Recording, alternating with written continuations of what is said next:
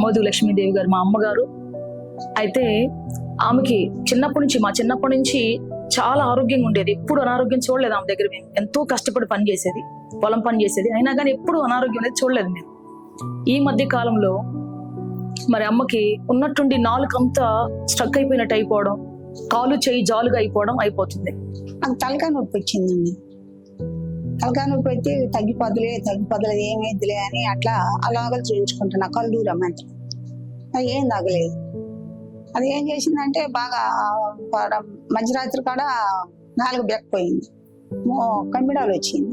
కొంచెం తమ్ముడికి డౌట్ వచ్చేసి హాస్పిటల్ తీసుకొచ్చారు, హైదరాబాద్ తీసుకొచ్చి కేర్ హాస్పిటల్ తీసుకొచ్చి చెక్ చేసినప్పుడు మన వంశీ సార్ కలిసి అన్ని స్కానింగ్లు తీశారు. స్కానింగ్ తీశాక గడ్డ ఉంది బాబు, మరి దీన్ని మట్టుకి ఆపరేషన్ చేయాలా, చేస్తే మంచిగా ఉంటుంది, లేకుంటే అది అట్టించుకుని మట్టుకి చాలా ప్రాబ్లం అయితే అని చెప్పి అన్నారు.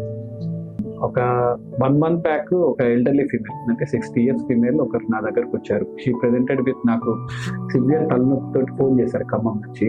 ఫోన్ చేస్తే సరే అమ్మా ఇమీడియట్ గా తీసుకొని రండి అని చెప్పారు. హాస్పిటల్ రాగానే we got a scan and MRI అవన్నీ చేయించాం.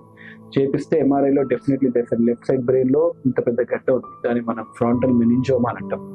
కాబట్టి ఈ మెనింజోమా బాగా సర్ఫేస్ గానే ఉంది. ఇట్స్ నాట్ బ్రెయిన్ ట్యూమర్ లోపల, అంటే బ్రెయిన్ మధ్యలో భాగంలో అలా కాకుండా సర్ఫేస్ లో ట్యూమర్. అసలు ఆ బ్రెయిన్ ట్యూమర్ అనగానే నాకు అసలు ఎక్కడ లేని భయం వచ్చేసింది. కలిసినప్పుడు తన పేషెంట్ కూడా నాకు చెప్పింది, నాకు సర్జరీ అంటే భయం సార్, నాకు పెద్ద మొత్తం అంటే భయము, ఇవన్నీ కూడా నాకు చాలాసేపు డిస్కస్ చేసింది. సో ఈ పేషెంట్ మనకు అవేక్ బ్రెయిన్ సర్జరీ చేయొచ్చు అని I thought of doing that. మన వంశీ సార్ చెప్పారు, నీకేం డౌట్ లేదమ్మా, మేమందరం ఉన్నాం, దేవుడు మరి అని చెప్పారు. మన వంశీ సార్ ఉన్నారు, అందరు ఉన్నారు, దానికి మించిన మెషిన్ ఇస్తారులే అని నేను ధైర్యంతో ఉంటా. ఈ brain tumour, awake brain tumour surgery literal గా ఎందుకు చేస్తాం, ఏ పేషెంట్స్ చేస్తామంటే ఎలక్ట్రానిక్ కార్టెక్స్ అని ఉంటాయి బ్రెయిన్ లో, అంటే ముఖ్యమైన ప్రాంతం.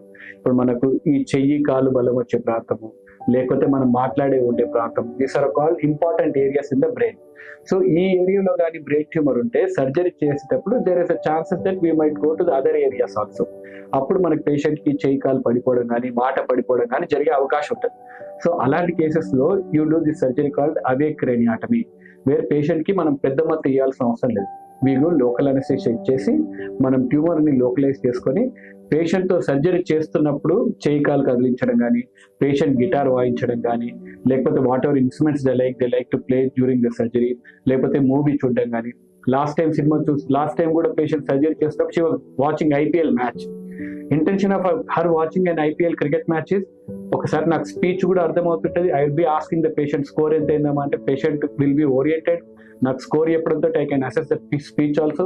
And also as long as తన ఫోన్ పట్టుకుందంటే దాని మోటార్ పవర్ బాగున్నట్టు, అండ్ కాల్ కదిలిస్తుంది అంటే I can assess our motor function also. So ఈ సర్జరీ వల్ల మనకు అడ్వాంటేజెస్ ఉంటుంది, లైవ్ ఫీడ్బ్యాక్ ఉంటుంది. ఆఫ్టర్ సర్జరీ లేచాక చేయి కాలు పడిపోవడం ఇవన్నీ కాకుండా during the surgery live feedback will great support to the doctor and also to the patient కూడా. అంటే for few patients general anaesthesia is not acceptable, అంటే లంగ్స్ బాగాలేకుండా ఈ కండిషన్స్ లో ఉన్నప్పుడు పేషెంట్స్ లో కూడా ఈ అవేక్ క్రేనియాటమీ చేస్తే it will be a better option అండి.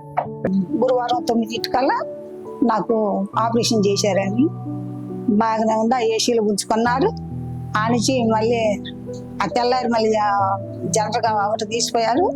ఆ రోజే నేను లేచి నడిచిన అటు ఇటు. మా పిల్లగాడు ఫోటో అనేది తీసి, మా అమ్మ ఆపరేషన్ అయింది లేచి అటు ఇటు నడుస్తుందని ఫోటో తీశారు. మా వాళ్ళకి అందరికి పెట్టారు. అంత సంతోషం ఉంది. ఏమి వినాల్సి వస్తుందని భయపడతా ఉన్నాను నేను. అమ్మకి గుండు గేసి ఉంటారు. నేను అసలు చిన్నప్పటి నుంచి అసలు మేము ఎవరు గుండు గేసుకునే వాళ్ళం కాదు. ఆమెకి ఆ తల ఎంట్రుకలు తీసేసి ఉంటారు. ఇప్పుడు నేను ఆమె తలలో ఎంట్రుకలు లేకుండా చూడాలి అనుకుంటా ఉన్నాను. నేను ఇంకా ఆపరేషన్ అయిపోయింది. తెల్లారి మరి అమ్మ మాట్లాడుకుంటే వచ్చింది బయటికి అని చెప్పాడు తమ్ముడు. కాలు ఎత్తుతుంది, చేయి ఎత్తుంది అని చెప్పేశారు. ఎంత సంతోషం వేసింది నాకు. నేను ఎంతో డాక్టర్స్కి నేను చాలా థ్యాంక్స్ చెప్తున్నాను. అసలు ఇంత తొందరగా తెల్లారే మాట్లాడిందా, ఒక్క 3 hours మాత్రమే ఐసీయూలో ఉండింది, తెల్లారే మాట్లాడినప్పుడు నాకు ఎంతో సంతోషం వేసింది. అసలు ఈ కరెక్ట్, నేను చూసేది కరెక్టేనా అనిపించింది నాకు. సర్జరీ అయిపోగానే పేషెంట్ నెక్స్ట్ డేనే రూమ్ షిఫ్ట్ చేసి ఆ నెక్స్ట్ డేనే ఇంటికి కూడా షిఫ్ట్ చేస్తున్నాము. సో అలాంటి భయం ఏం ఎంత ఉందన్న అపోహ, అంటే ఇంత ముందు కన్నా ఇప్పుడు ఆ టెక్నాలజికల్ అడ్వాన్స్మెంట్స్ తోటి definitely brain tumour surgeries have become very very very efficient surgeries అయిపోయాయి. మన డాక్టర్ గారు అందరూ వచ్చినారు, అంతా సహకరించారు. దేవుని కృప వల్ల మీ అందరి మధ్యలో దేవుడు నాకు మంచి ఆపరేషన్ జరిగిందండి. నేను దేవునికి మీ అందరూ కృతజ్ఞతలు చెల్లించుకుంటున్నాను. డాక్టర్ వంశీ గారికి, వంశీ కృష్ణ గారికి థ్యాంక్స్ చెప్తూ ఉన్నాను. ఇంకా స్టాఫ్ ఉన్నారు, నాకైతే తెలియదు. చాలా మంది స్టాఫ్ పనిచేశారు, ఒక్కల వల్ల అయ్యేది కాదు, అందరూ కలిసి పనిచేశారు. అందరికి కూడా మా హృదయపూర్వకమైనటువంటి, మా ఫ్యామిలీ తరఫున హృదయపూర్వకమైనటువంటి థ్యాంక్స్ చెప్తూ ఉన్నాం. Thank you.